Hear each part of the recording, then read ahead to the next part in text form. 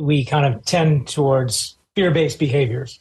It's just, we're kind of built for survival. And so we carry these patterns with us and we develop them in life. And we learn about them from other people in organizations. And most organizations are living in some sort of, competitive environment or pressurized environment. And that will naturally, create some fear.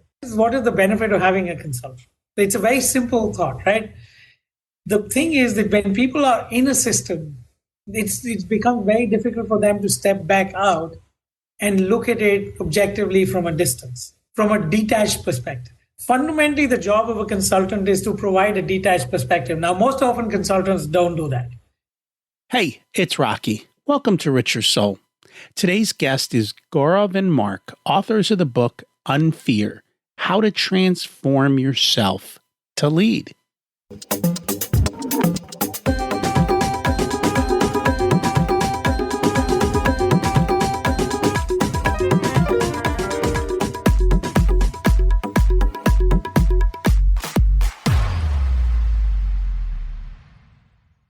Imagine it's 12 months from now, and you've achieved your major life goals. How does it feel to be in the best shape of your life? To wake up energized, excited about the day? To have great relationships and friends who support you and propel you forward? How does it feel to have an excess of money, to be able to make the choices you want? To be fearless and open to trying new adventures? Imagine being connected to the universe and it providing everything you desire. It's possible over time, and your past does not dictate your future. The only thing holding you back from this vision is you. It's time to take control of our thoughts and use them to our advantage. Welcome to Richer Soul, where we achieve our dreams and create harmony to health, wealth, relationships, time, and spirituality. If you have not had a chance to listen to episodes 1 through 9, I encourage you to go back and listen to the framework behind Richer Soul and how to create the life of your dreams. You can also find all the show notes for this episode at richersoul.com. Today's quote comes from Steve Jobs. Remembering that I'll be dead soon is the most important tool I've ever encountered to help me make the big choices in life. Almost everything. All external expectations, all pride, all fear of embarrassment or failure. These things just fall away in the face of death, leaving only what is truly important. Remembering that you are going to die is the best way I know to avoid the trap of thinking you have something to lose. Death is very likely the single best invention of life. That's what we're going to chat about today. About fear and how it hurts and how to get over that and how it can also help push us forward. Before we do that, would you like to meet me in person? I'm going to Phoenix. I'm speaking at a conference on real estate and wealth building and just hanging out with some of my friends. A few of them have been guests on the podcast in the past. We're just going to be chatting about life and money. I'd love to see if you can make it and we can hang out together for a couple days and I'll answer all your questions. I'll put a link in the show notes on how to get your ticket and a discount. For today, as we go through this, listen in as we cover many universal principles that always seem to apply. Following these isn't easy, but when you do, life becomes easier. It requires a shift in how you think and maybe even a little bit of vulnerability. You don't need to make a massive shift. Little changes can work. The reality is you don't need to be a big business either for this to work. It's universal. You can use it for your family life. Think about how you can make some small shifts based on this conversation today. Co-creation is a collaborative effort by Gaurav Bhatnagar and Mark Minukas. They recently published their first book, UnFear, which aims to teach businesses and organizations how to have better synergy in relationships. Their achievements have allowed them to work in industries like manufacturing, tech, travel and logistics, government, and financial services. They're a unique pair with a fascinating perspective on team building. Let's meet them. Welcome to Rich Your Soul, Gaurav and Mark. It's great to have you both join us today. Super excited to be with you. So we always like to start at the beginning, and I'll give you both a chance. What was it like when you were growing up, and how much did your family and school teach you about money? Quite contrary to where I am, what I learned about money growing up was that it was the most important thing under the sun, and that being successful was about being rich. And because my family was the poor cousins in the whole family lot, it was all about comparisons. And it was all about, my dad used to always say, Gaurav, the day you'll buy me an aeroplane, which was basically a big fancy car, is the day you would have arrived in life. So it was a pretty messed up relationship with money, and actually has shaped the first 30 years of my life and all the work that I've done subsequently. Was there a shifting point for you? Yeah. So when I was in South Africa around 31, I got into I was working at McKinsey & Company. And interestingly enough, we were doing some work on personal transformation at McKinsey. And in that workshop, I had a profound experience of joy and happiness, which had nothing to do with money. And it completely shifted my understanding of what life was all about and the role of money as energy rather than money as something that needed to be collected and put into the bank to feel secure and comfortable. Was it instantaneous, or did you then take time to kind of sit into that? So I think the recognition was instantaneous, but it took time to break out of the old grooving and the old patterns related to money. But there's this really interesting author from Switzerland who talks about money and how our relationship and dynamics with money, who I spent a lot of time with as well. And that really helped me as well. But it was more about, later it was about breaking the grooves of thinking rather than, not understanding this concept, which was instantaneous. And it takes a while to bring about change. We might not have that aha moment, but it doesn't mean we're going to actually change in that moment. It takes a little while. Yeah. What about you, Mark? Yeah, so a bit like Gaurav, I think I learned about money growing up implicitly from my parents.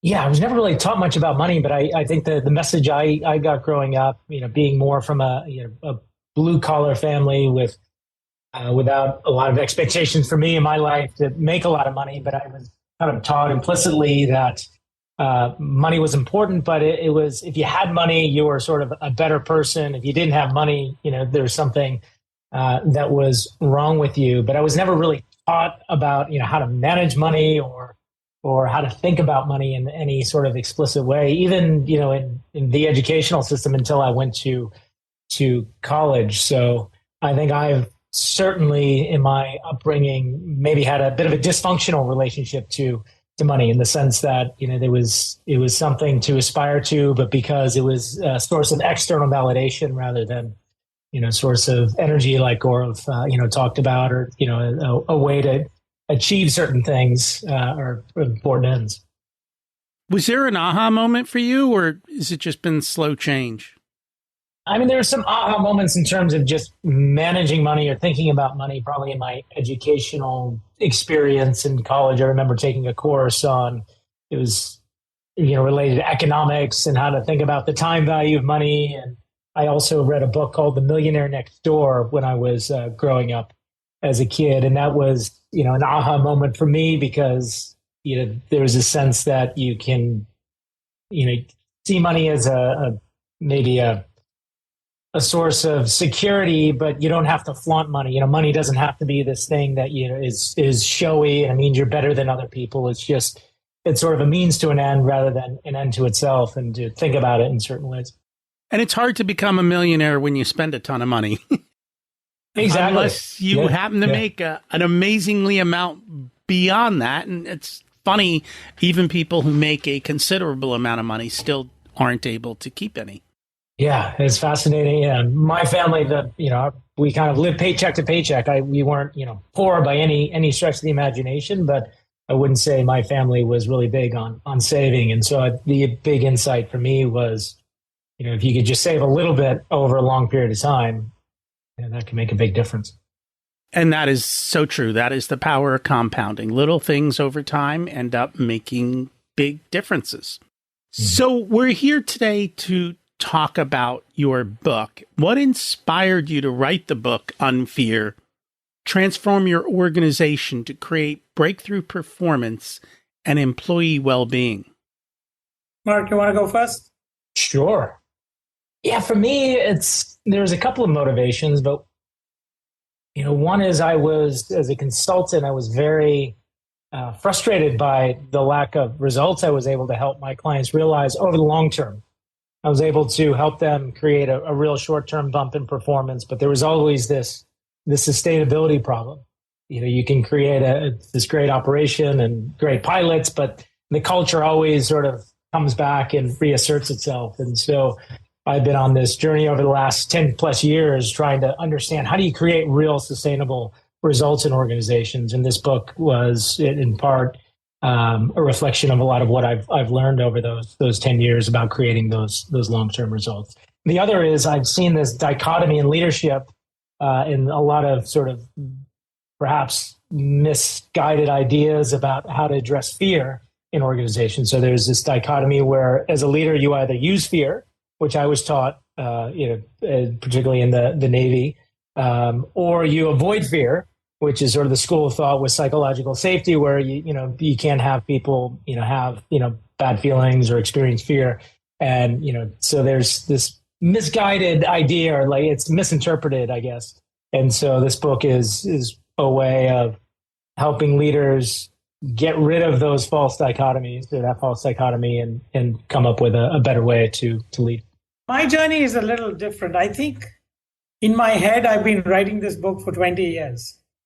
Because it's in many ways a manifestation of my personal journey of moving from being successful and unhappy to be successful joyfully.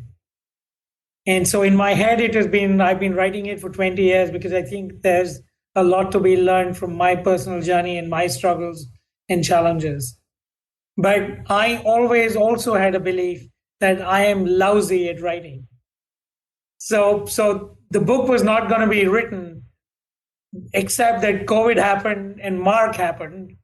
And Mark and COVID both convinced me that we had both the time and something to say. And that's why the book happened for me, at least. But it's fundamentally about me, so it was always in me.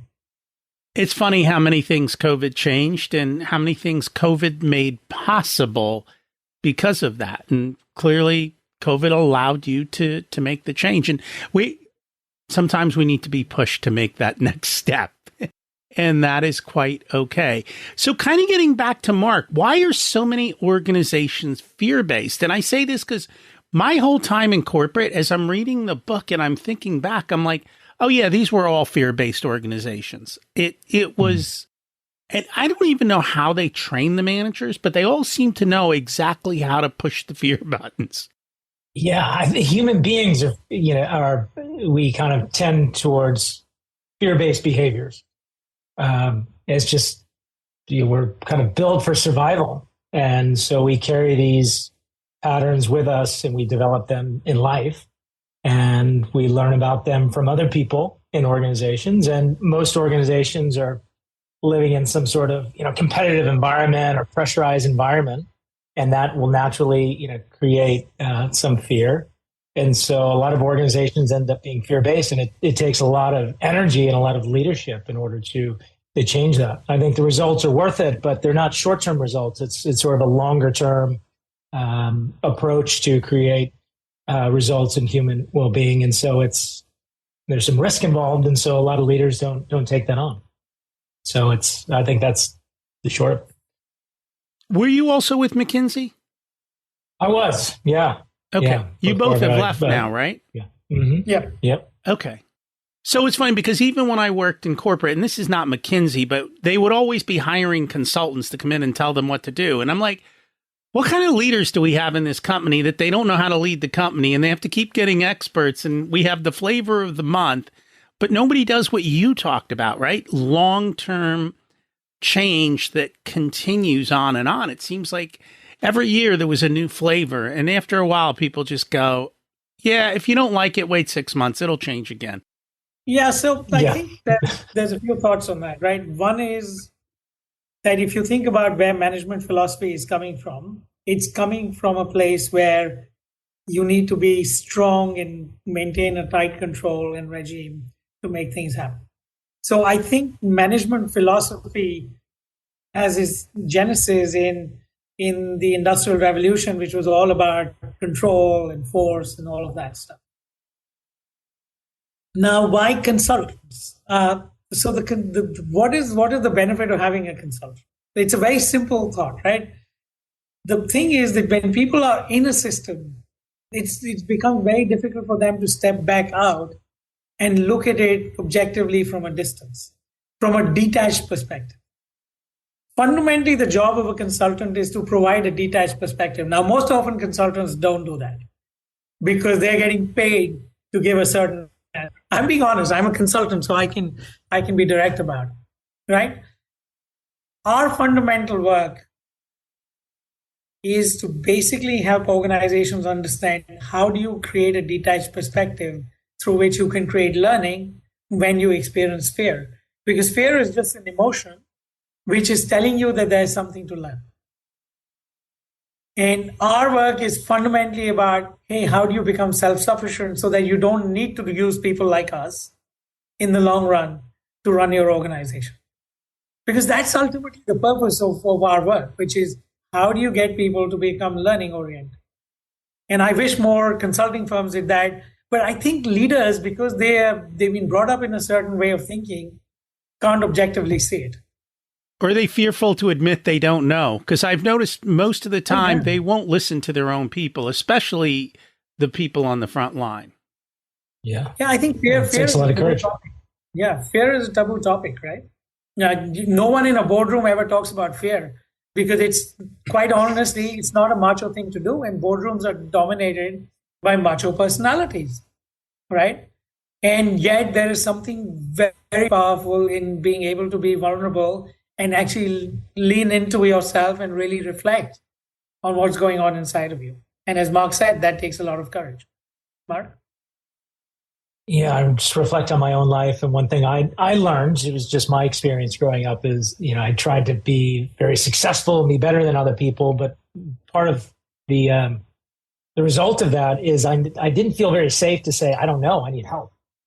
And so particularly in the Navy, I was taught, or one of the messages I picked up was to be trusted, was to sort of be invulnerable. People trust you to have the answer. And so if you were to say, I don't know, in front of other people, you may actually lose trust. I think that was a very misguided belief that I picked up. And I see that a lot in leaders today in organizations where they don't listen to the front line, because to do so would be to show up with a degree of vulnerability and say, look, I don't have all the answers or all the ideas. I want to hear from you. And if you have this belief system that vulnerability would lead to a lack of trust, well, you're not going to do that. But really the opposite is true, is my experience now. And so that's one thing that we try to teach leaders, is that by being vulnerable, by being open, by truly listening to other people, you can build a tremendous amount of trust, and you can create much better outcomes in organizations as a result. So true. So what does UnFear mean? I'll tell you what it doesn't mean. It doesn't mean the lack of fear. We're very careful about is this isn't about being a fearless leader. Fear still exists. So UnFear in our definition is just to reframe the relationship you have with fear. So rather than seeing fear as either a good thing or a bad thing, it just is. And we can see fear as a cue for learning and growth.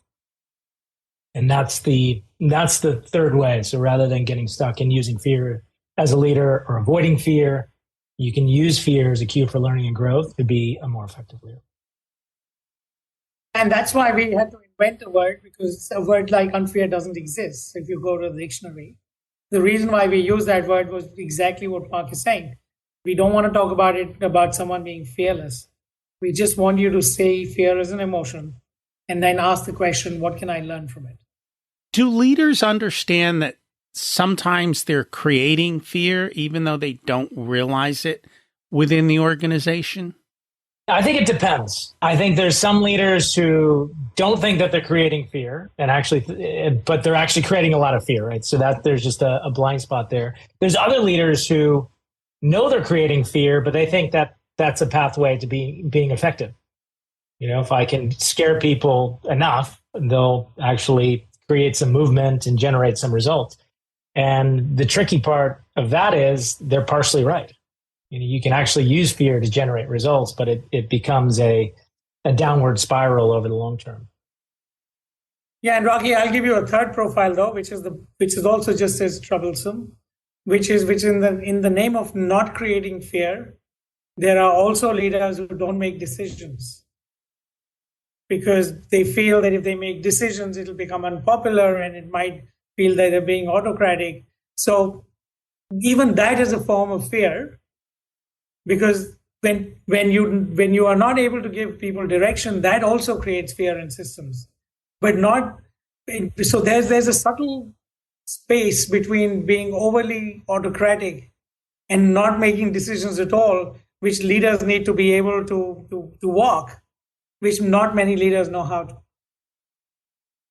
And most leaders are quite unaware of the impact they leave behind in wake, because they are actually, leaders don't get made leaders for their emotional intelligence. Leaders get made leaders for their successes in performance, which is not always a measure of how successful you're going to be as a leader. It's a measure of whether you are technically savvy or not. That kind of reminds me of Jack Welch. Everyone talks so great about him at GE. He would always cut the bottom 10 or 20% of people. And during his tenure, GE did phenomenal.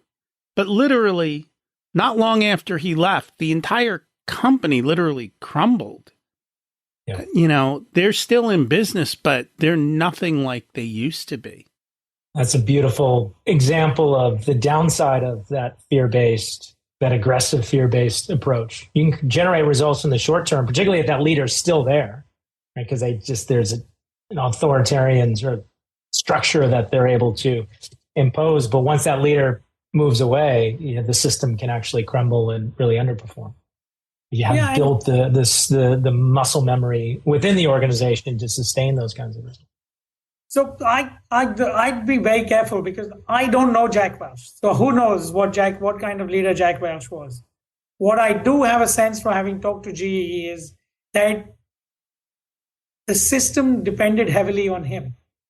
So it was focused on the leader rather than focusing on the systems and the processes and the culture that allows for a system like that to sustain when the leader leaves.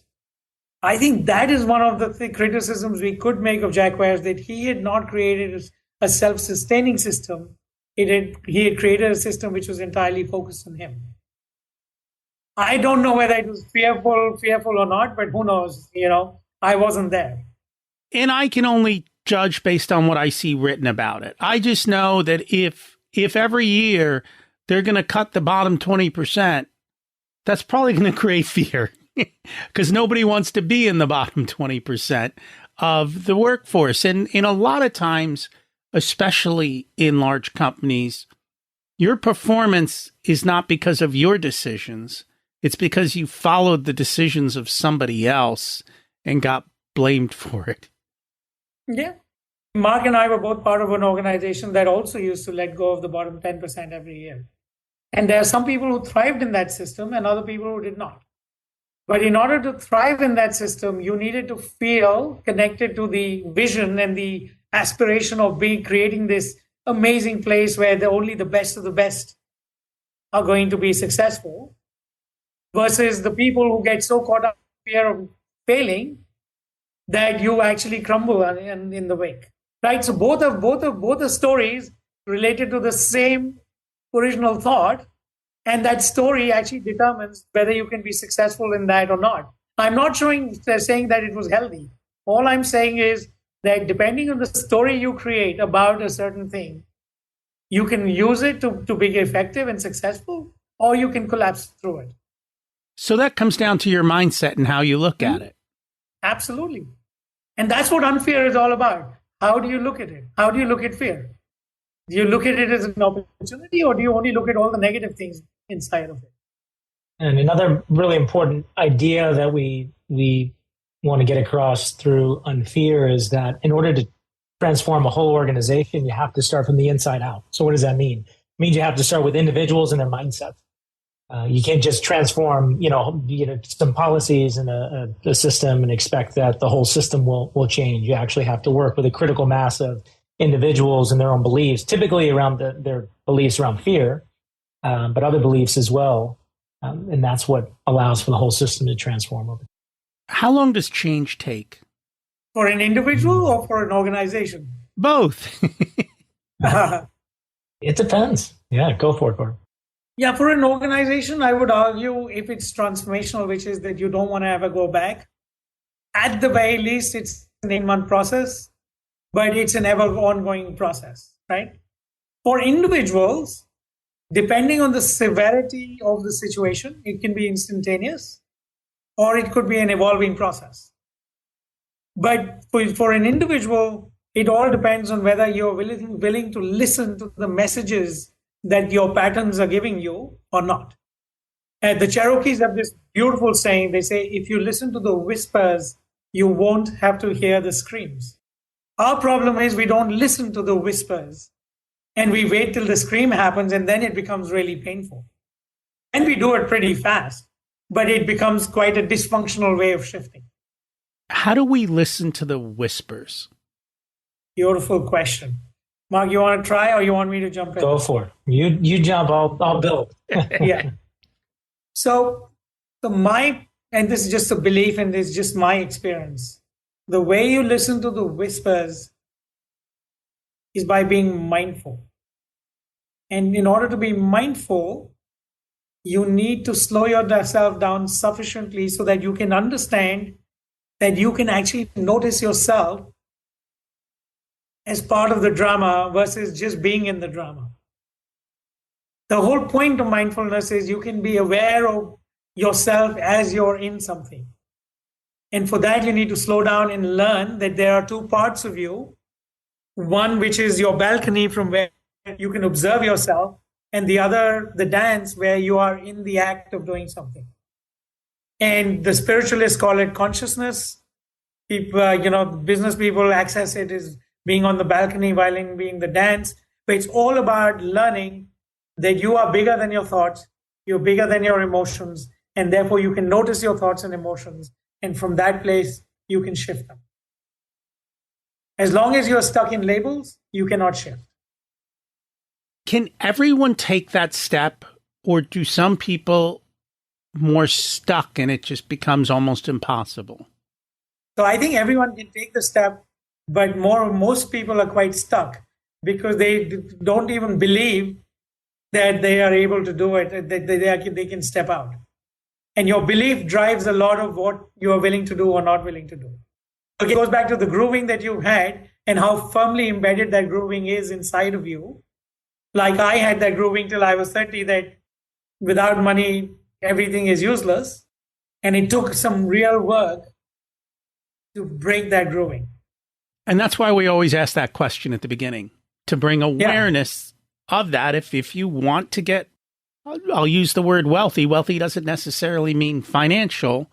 You have to be aware of what your mindset is and what your programming is and whether or not it needs to change for the future. I find these things all mesh together eventually, right? The same principles, different application, but it's always Absolutely. the same. Yeah, and I find we oftentimes move through life without examining some of these labels, these stories, this relationship to various beliefs and our emotions. And part of what we're inviting people to do with mindfulness, but also creating structures and in organizations, is to challenge those beliefs and to step into, new beliefs and new patterns of action that help people be more effective. It's not about, right mindsets, wrong mindsets. It's really, is what you're doing effective for you or not? If it's not, then that might be a signal to step back and say, hey, maybe there's some shift I need to go through here myself.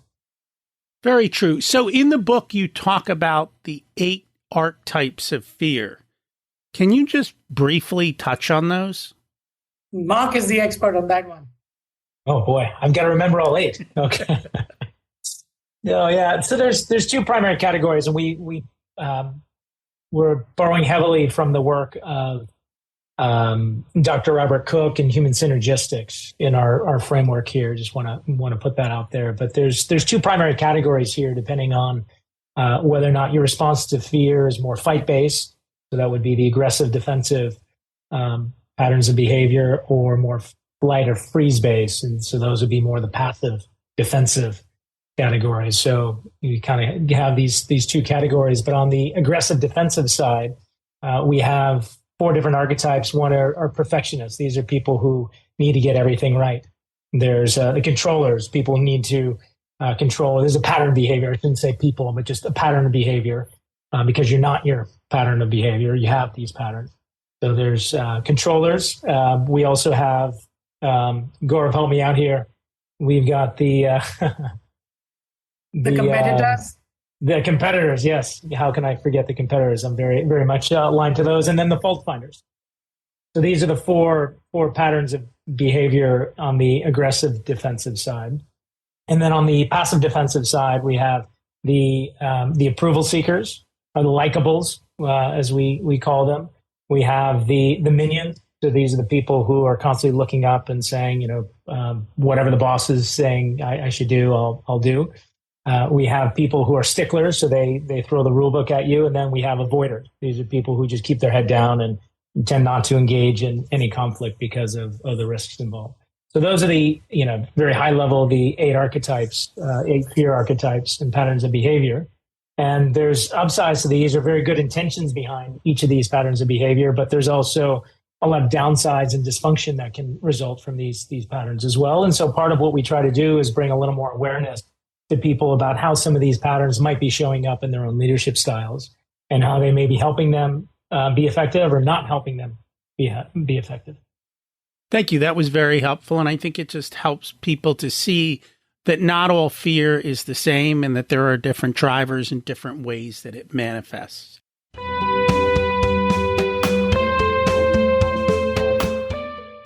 Today's episode is sponsored by Profit Answer Man Podcast. Did you know that most small business owners hate looking at their financials? It's one reason they may struggle with business success. The Profit Answer Man podcast helps them ensure they are profitable and can pay their employees and weather the storms we all have to face. It's built on the Profit First methodology of pay yourself first. The Profit Answer Man podcast is a must listen to for every small business owner and anyone who wants to help them survive and thrive. Check it out on your favorite listening platform.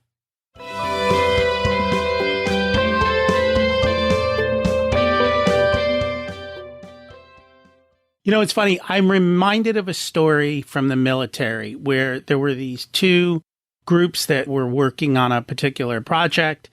And the one commander was always, he was complaining that his group was always losing because he was given bad people. And so the commander said, okay, and he switched the leaders of the 2 groups. Well, you can imagine what happened. The group he's leading now, that was full of those great people, was now always losing. So it was a leadership problem. It wasn't a people problem. This happens in the corporate world. And in the book, you talk a lot about some examples. One of them was with General Motors and Toyota and their plant, and how when GM ran the plant, it was an absolute disaster. When Toyota came in, they changed everything with those same people. Can you talk a little bit about that? Yeah, this is the NUMMI plant in California. It's a great example of how culture and leadership really do make a difference. So what GM ran the plant. It was terrible. There was like bottles that were found, empty beer cans and bottles that were like in the rattling around indoors and stuff like that. So when Toyota took over, they kept most of the same people, and they brought in their philosophy and in their approach. And so, oftentimes people describe Toyota as about the systems. It's the lean production system and all that. I think those are quite important. But really what makes Toyota distinctive, in my view, is the way in which they are able to shift people out of this knower mindset into a learner mindset. They basically encourage everyone to show up with a dramatic amount of curiosity about how you can improve things within your own sphere of influence every single day that you work.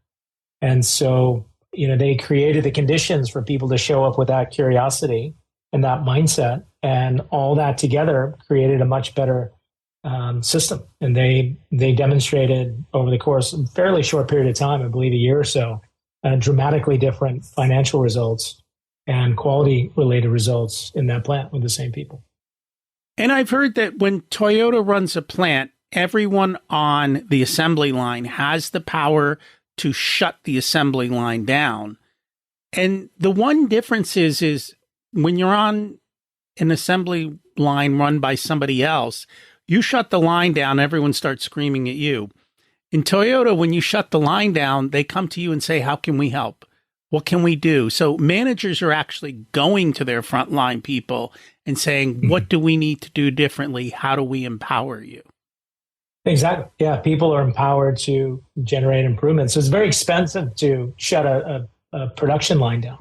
You're actually producing a car every minute. So you can imagine if, you shut down the line for a few minutes, that's a lot of cars you're actually not able to produce and revenue you're able to produce. But Toyota prioritizes it. They say they truly prioritize quality. They say quality first, and they mean it. So if you see something that's wrong or you can't do something right, you pull the cord, the line stops, and then people rush in to support you and say, hey, what do you need in order to make this right? And you can escalate various issues. But again, it comes down to the mindset where we really want to get this right, and we show up with curiosity and a mindset of mastery rather than blaming other people or saying, hey, it's not my issue. It's everyone's taking ownership for their piece of the puzzle. Are there other companies that exemplify that behavior? I think there are a lot out there. They're probably not as well known or celebrated quite as Toyota, or as well researched as Toyota. But I think there are companies out there that do have long-term quality records. I would have to think a little bit to say which ones sort of rise to the level of Toyota. Maybe Gaurav, you got some. Yeah, but Mark, there's a book. I don't know if Rocky, you said that you like reading books. There's a wonderful book called Joy Inc. Written by a guy called Rich Sheridan. And he runs a software company where he applies a lot of these principles. And his whole idea is you create a joyful workplace by actually creating certain principles that allow for these kind of principles to be embedded in the system. And they do things like they don't have one software person working on a certain project. He always makes people work in pairs, so that there's someone who's the eyes while someone is writing the code. So there's always dialogue going on. There are all kinds of systems and structure that allow for people to be much more mindful in how they engage with their work. So there are many small organizations that are applying these principles, which are just not as well known. So you don't have to be big to do this. A small company can do this as well. Of course. Yeah. In fact, small companies, it's easier because the grooving and the patterning is not as strong. So you can actually make those changes happen much more effectively in smaller organizations, but it takes discipline, right? There is an assumption that is made in smaller organizations that you have to run fast and you can't have discipline. You actually have to be willing to invest in discipline even as you're running fast in order to be effective in small organizations. Yeah, and in large organizations, this is why it's kind of hard to just pinpoint, one organization and say, wow, they're the gold standard, because many large organizations have, pockets of excellence and then pockets of, perhaps dysfunction. So the Navy is a great example where, you have even in, a branch of the Navy, let's say the submarine force, they've got amazing, submarines that are run really well, and then the ones that aren't performing quite as well. And so there's quite a spectrum. You look at, any large organization, GE or any large healthcare system, there'll be pockets of just amazing teams who are doing amazing work, and again, other teams that aren't doing that. So I think these principles can be applied and need to be applied at sort of each individual, level or unit. And really the whole idea, one thing we try to do in organizations is create more of a scale effect. So create many teams that are performing at this level and applying these principles. How do you get people to change and do it without using shame and blame? So it's very simple. And yet it's extremely difficult. And the idea is that you cannot force change on anyone. In fact, the more you force change on people, the more they resist you over time. So the way that we create the ability for people to shift is by giving them experiences which allow them to make conclusions about why they need to shift. And they are brought to points of choice where they feel excited about shifting rather than blamed for something, and therefore they're in resistance and they're just doing it because their arms are getting twisted. And the moment the leader looks the other direction, they go right back to doing the things they were doing originally. So it's about how do you create experiences that allow people to recognize that there's value in this, not just for the system, but for oneself as an individual as well.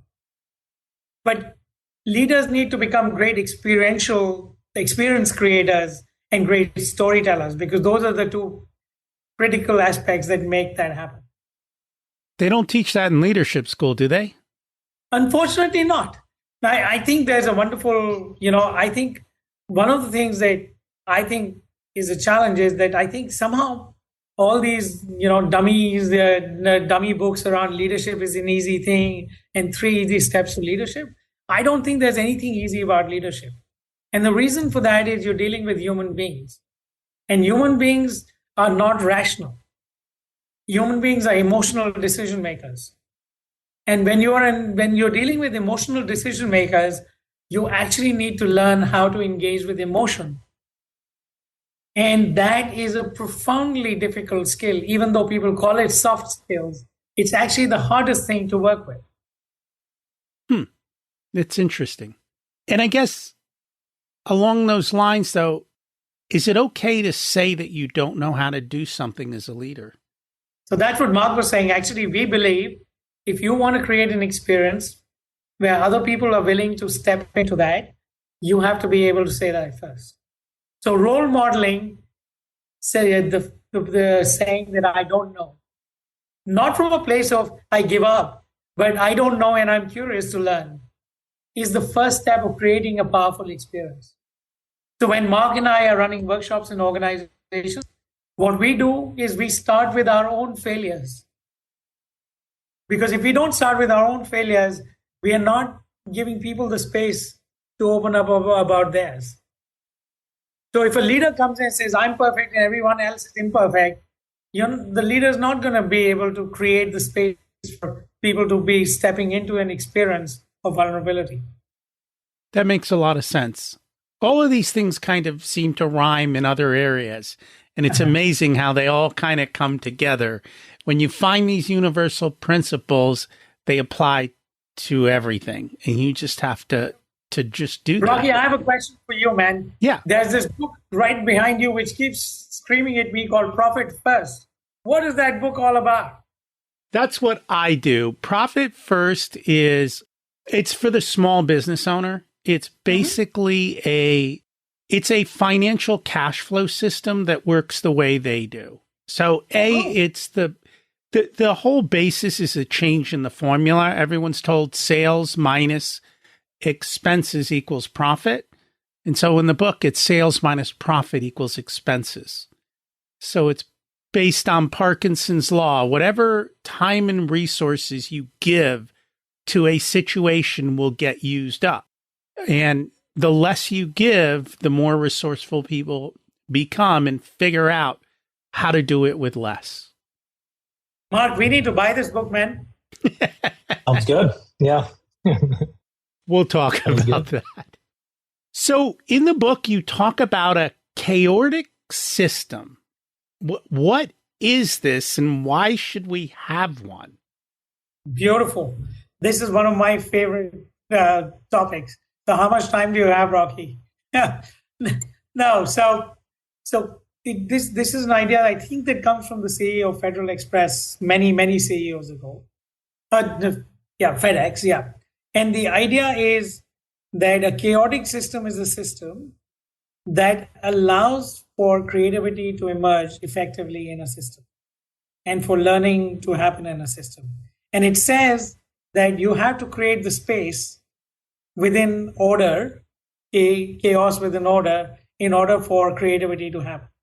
And if that space is too narrowly defined, if the order is too tight, then there's not enough chaos to create something new.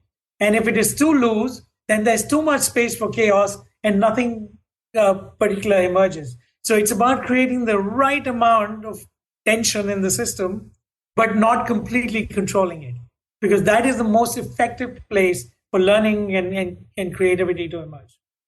Can you give us an example of that from a company? Sure. So imagine that I want to be, I'm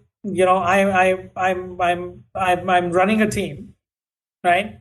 And my team is been struggling with declining sales. Let's just randomly take that. So one manager can go, okay, I'm going to tell you exactly what you're going to do.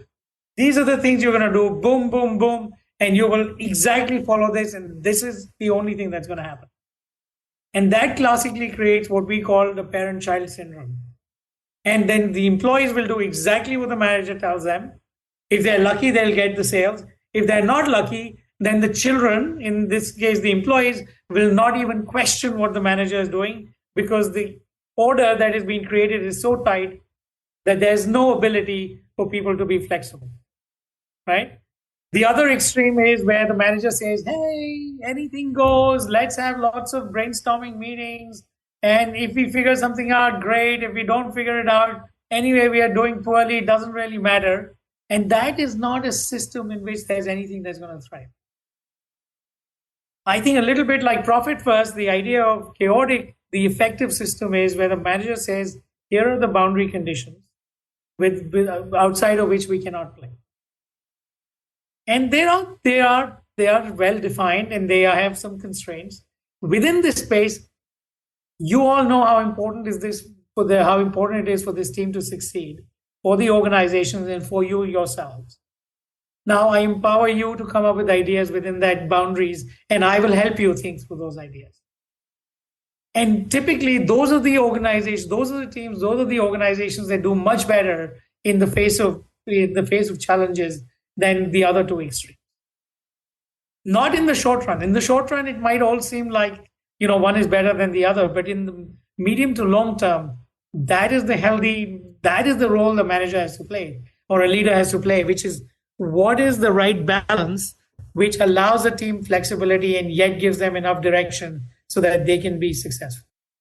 Do you find people play more short-term games versus long-term games?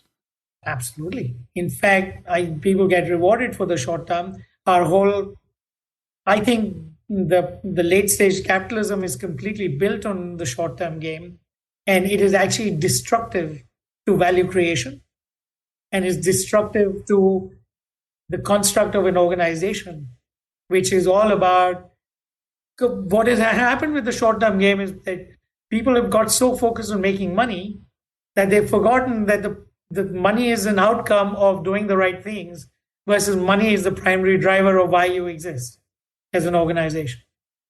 That makes a lot of sense.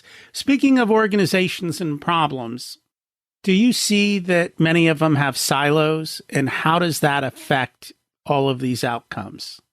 Yeah, I mean, there, of course, absolutely. There are a lot of silos. I mean, I think there are benefits to silos. They create units of organization that are easier to manage. I think the challenge is, they create a lot of other challenges. They create a lot of waste and a lot of handoffs that, perhaps sub-optimize the overall system. So part of the game is to help leaders realize how they're sub-optimizing the system based on how the silos are arranged, and to get them to think more horizontally across the organization, and perhaps more, be more customer focused or customer back in terms of what they're doing. But I see that as a very, very common challenge.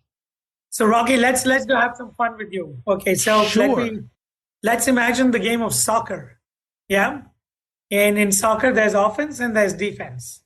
So what is the offense rewarded for? Scoring goals, Beautiful. And what is the defense rewarded for? preventing goals. Excellent. So what is a better outcome for the offense? Winning 1-0 or losing 4-5? Winning 1-0. How can that be when scoring goals is your primary goal? Losing 4-5 is a better outcome for the offense, because at the end of the year, that's what you get rewarded for, how many goals you've scored. And similarly, let's go the other direction. What is a better outcome for the defense? Losing 0-1 or winning 5-4? It's Winning 1-0 is a better outcome. losing 0-1 or winning 5-4, which is a better outcome? Winning 5-4. Exactly. But the defense says it's 1-0, which is a better outcome, because we are giving fewer goals. And organizations do this all the time. One department is focused on their goals. Another department is focused on their goals. The two don't add up, but to them, they think that they're winning. And that happens all the time in organizations. It happens in small companies where every division makes its goal and the owner loses money. Exactly. Yeah. Yeah. By the way, I coach soccer, and everyone would get mad at the goalie when he let a ball get scored against him. And I would look at the team, I go, the only reason the ball was scored against the goalie is because the 10 of you in front of him sucked. Yeah. You didn't keep the ball away from him. He should have never had a shot on goal. The 10 of you failed miserably. Don't blame him. All 11 failed. Well, right? technically, I tell people, and I tell my goalies, the best goalie is the one who can sleep during the game, because he's got a team in front of him that never lets a shot get there. And so the goalie should be bored out of his mind with any luck. Doesn't That's always a happen. good idea. I like that. We always change the paradigm of bringing everyone together and saying this is a team. And we taught our defense to score too. So when I coached, I think we had 75% to 80% of the team would score goals, which means even your defense is scoring goals and in bringing that up. The other thing I would do if we were ahead, I put defense on offense and offense on defense, because I wanted them to feel how difficult the other position was, because they all thought, oh, that's no big deal. And I think that's what organizations need to learn to do. Organizations have empathy for what the other Yeah. group is going through. And to see it, yes. That's why I think leadership should get out into the front lines more often and see what's going on, just from the client's point of view and also from their frontline workers' point of view, to see, because they'll start to see very quickly where the systems are breaking down. Wait, we said we were going to do X, Y, Z, but when I get to the front line, it's ABC. What happened? Where did we lose? It's like the game of telephone that you played as kids, right? You start off with one message and you end up with something totally different at the end. The only way you can do that is to get out of your safety and go walk around and try something different. Totally Makes agree. sense to me, Rocky. You're music to my ears. So, does UnFear make companies more profitable? I think all fear can make companies more profitable, provided they can look for the learning in it versus just react to it. As long as you're not reacting, fear is, here's the thing. In what I learned in India is that Emotions are like the flavors of life. And you need to taste all those flavors. You don't just taste one or two of them. Right? In fact, they call navrasas, nine juices of life. And fear is one of them. It's about how you engage with it. And fear, if you engage with it effectively, is a huge source of profit, because where some people see stuckness, other people see the opportunity for growth and potential. And Rocky, was your question, does UnFear make companies profitable or fear? UnFear. Oh, I thought you said fear. Sorry. No, UnFear. I heard UnFear. Yeah, I mean, yes, and our clients are seeing better results and better profit as a result of the work that they're doing, as individual leaders and teams and whole systems. So I think the unequivocal answer is yes, absolutely, but it's not easy.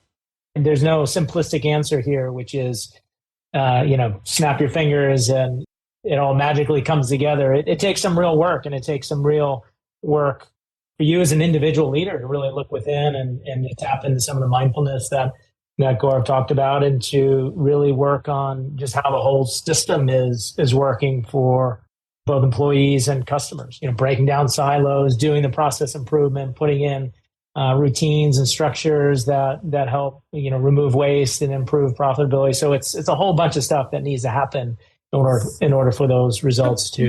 Can I just jump in? I think the reason why you should do UnFear, only reason you want to do UnFear, actually two reasons is, one is that if you don't want to see yo-yoing in your profitability, then you want to do UnFear.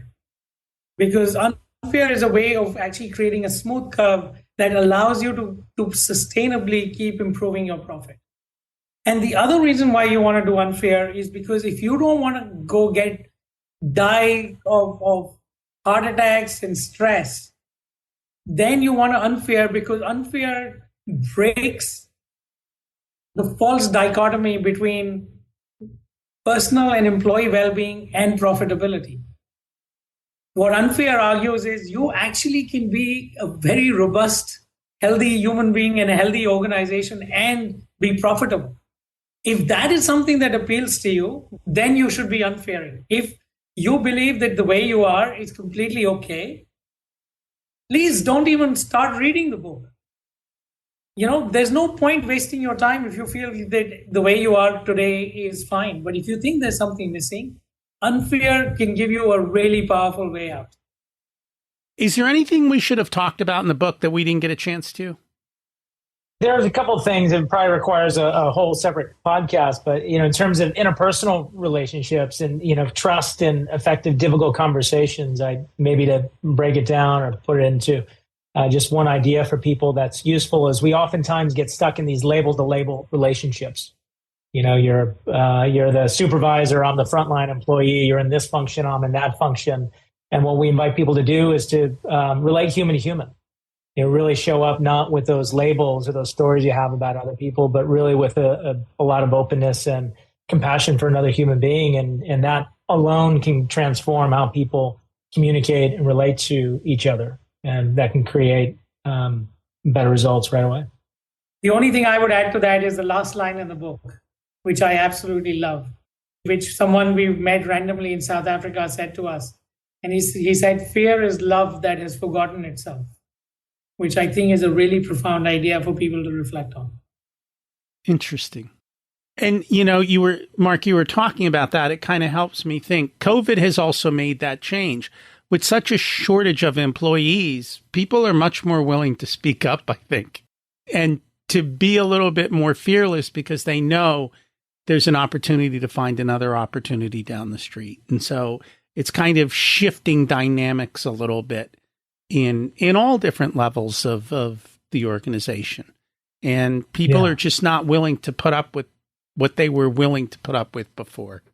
Yeah. And I would love to see more people, regardless of what opportunities they have, to really stand up and just be open and honest with other people and do it in a respectful way. You don't have to, either be quiet or stand up and be really disrespectful. I think there really is this way of relating to people and sharing difficult truths and engaging effectively in difficult conversations, even when there is a little bit of a risk, or maybe when you're not sure what the next move might be, or if there is a fallback option.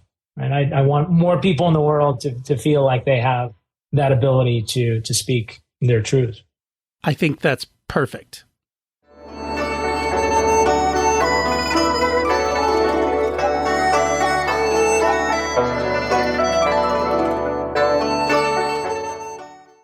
It's time to learn the secrets of life. What's your secret to living an abundant life? Not taking yourself too seriously. In fact, my favorite quote is, angels fly because they take themselves lightly. That was in the book, wasn't it? I think I remember reading that. Mark, what did you learn later in life that you wish you would have learned sooner? Maybe to stick with that theme, not to take myself too seriously, just to not take things so personally and to do my best, regardless of how the world responds, knowing that I'm doing my best and that I'm enough, all enough, the need for any external validation, really. We talked about universal principles. I think the I am enough is one of those universal principles. Just being okay with that. Sound 3 little words, and yet people struggle so much with them. Yeah, easier said than done. I could say I've learned it, but I probably need to practice it a little bit more as well. Gaurav, if you were to give an 18-year-old one specific piece of wisdom, what would it be?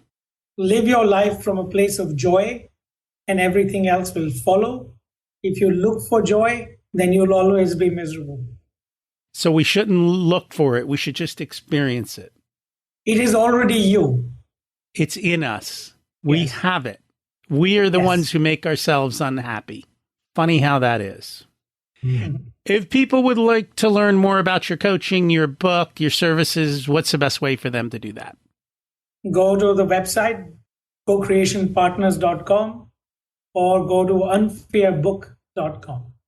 And we'll put those in the show notes. Thank you both so much for joining us today. Thanks, Rocky. Really enjoyed the conversation. Where has fear held you back from what you want in life? Where can you make a little shift that will allow you to step forward?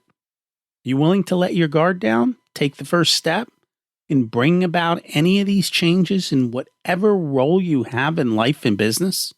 As they said, it's not easy. It takes time. But in the end, you get to enjoy the benefits. I think it's well worth it. I hope you do too.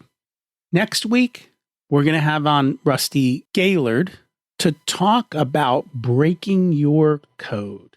I think you're going to enjoy it. If you got value from today from Rich or Soul, I'd appreciate if you would support us by forwarding it to a friend or sharing it wherever you share this type of information.